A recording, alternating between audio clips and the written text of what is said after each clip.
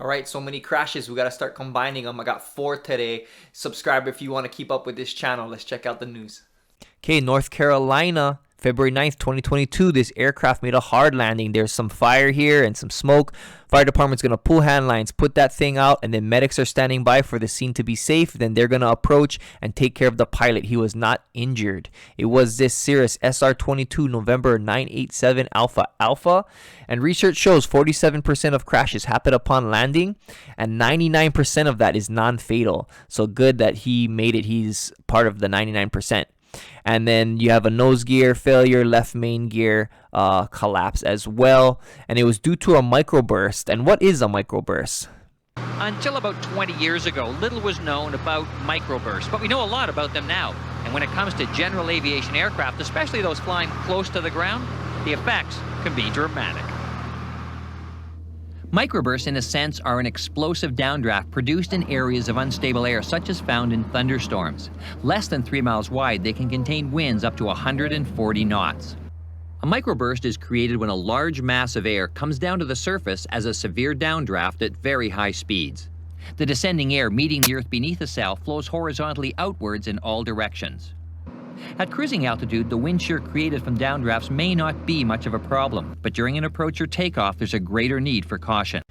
Okay, so it was at this Moore County Airport, or also called Southern Pines Airport in North Carolina.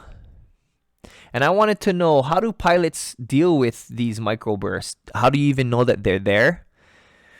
Is it something that's avoidable?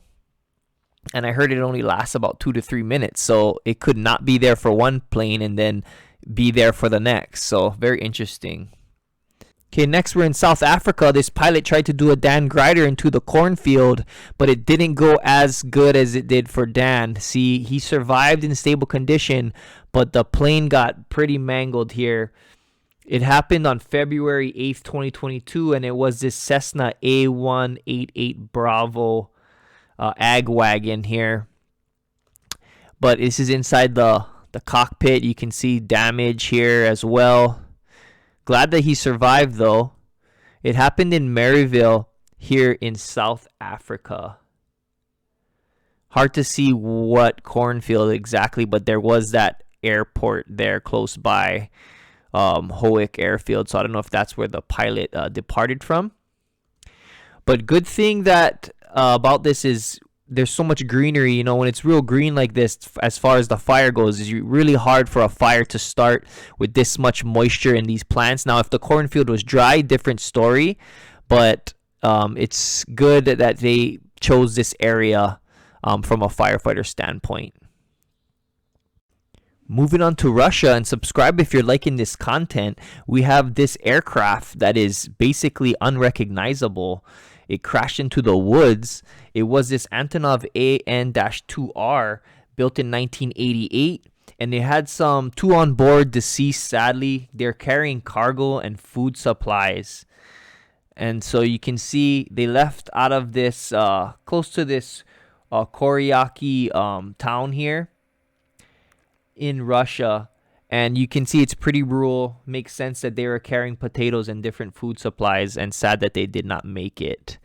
But here is the aircraft again. Not much to identify. So sad day. In Mexico here, February 13th, 2022, there were 6 people on board. You can see they had an emergency landing, tried to make it to the highway, and it looks like that front left main gear might have caught the edge of this highway and caused some damage. It was a Piper PA-46-350P. And here it is. The front nose gears also collapsed. You have damage to the propellers. So with the 6 on board, you want to try, and you can see fire and medics on scene taking them out to do some assessments on them, block off the traffic. They're doing good here to keep everyone safe in this area right next to this kind of busy road. And here's another view vantage point of the scene. Ooh, I need some water after all of that. Thanks for staying till the end. Please subscribe for more content. This is Arfrod. I'm Keone. I'll see you guys next time.